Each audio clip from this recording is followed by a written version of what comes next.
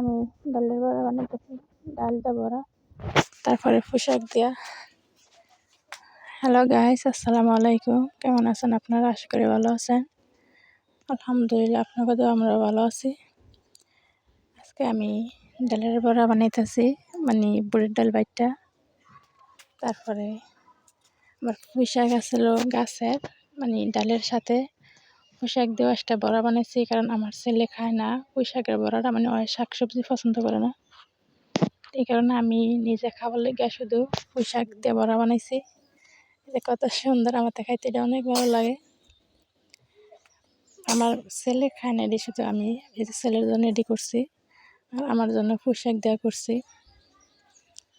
পোশাক এটা অনেক ভালো লাগে খাইতে, পোশাকটা মানে অনেক কুচ্চা, তারপরে লওয়া লাগে। আর এই যে আমার মামনির বাদ দিছি খাইতে, আলু তরকারি ছিল, তারপরে সাথে বড়াও ছিল, দুনো কিছু মিলে ওরে দিছি। ছেলে খাই লেছে। ভালো থাকবেন, আল্লাহ হাফেজ।